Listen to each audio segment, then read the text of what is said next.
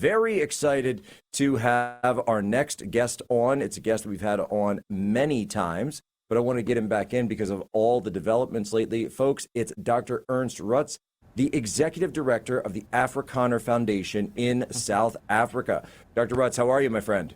I'm very well. Thank you very much. Good to speak with you, Jack. Well, look at all of the developments that have happened since the last time we've had you on.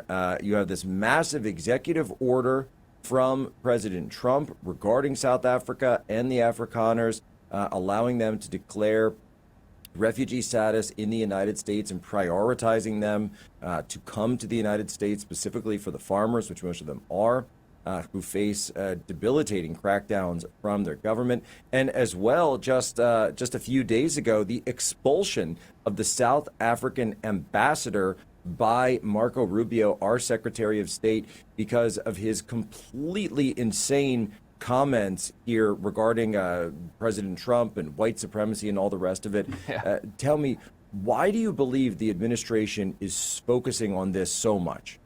Well, thank you, Jack, for having me on again. Just a quick technical note. As of about a week or two ago, I am involved with a new initiative called the Pioneer Initiative in South Africa, aimed at working towards a more sustainable political dispensation in South Africa, precisely because of these things that you mentioned now. And I have to say, Jack, that the South African government had this coming. Currently, they are very keen or very eager to blame everyone they can think of for what's happening and for the pressure applied by the United States towards South Africa. But the fact of the matter is that the South African government has been extremely racist in the policies that they have been implementing, with more than 140 race laws currently in South Africa. But it's not just that. On top of that, we have the hate speech, the kill the boer, kill the farmer chants.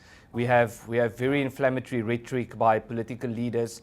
We have the South African government being involved with an international court case against Israel that had, of course, massive international repercussions.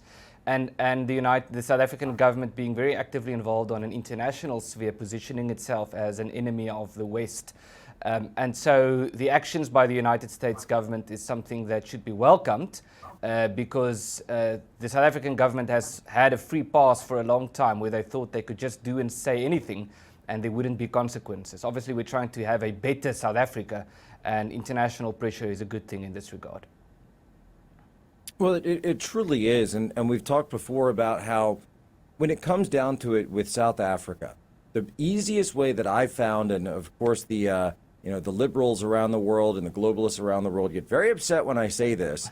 The easiest way that I found to explain this, particularly to a Western audience, is there are certain passages within the South African Constitution which essentially constitute the writing of critical race theory, or DEI, into the actual foundational documents of the new South African government. And this has set up a situation whereby Afrikaners or even British South Africans are now competing against the law itself. If they want to enter into enterprise, if they want to get a job, if they want to get employment, they're always sent exactly to the back of the line. So it's almost like turning the system upside down rather than actually making it fair for everyone. Yes, so here's a direct quote from our previous president, Jacob Zuma. He said, "We have more rights because we are the majority. You have fewer rights because you are the minority." Absolutely, that is how democracy works. So that's very much the line of thinking of the South African government, that they regard themselves and they declare themselves to be to have an ideology which is the combination of black nationalism and socialism.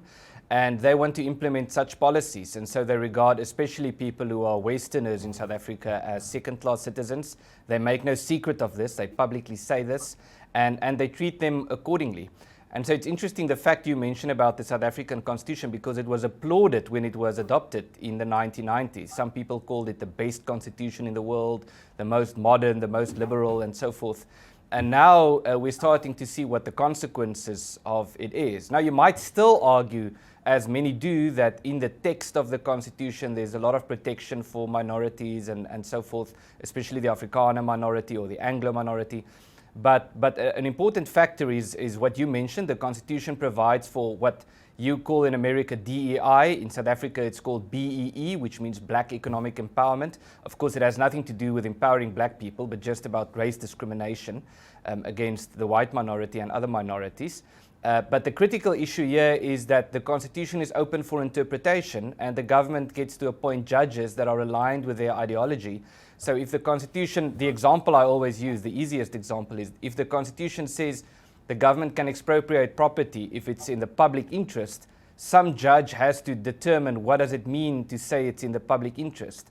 Now, if it's a judge that is, you might say, soaked in DEI ideology, you'll have a completely different answer as to what public interest is than a judge that focuses very much on the law itself. And so this is the practical application of the South African Constitution has become a big problem, which says to us, and I think there's an important lesson to be learned in this, that simply looking at the text of a written document is not sufficient. You need to look at how it is being applied.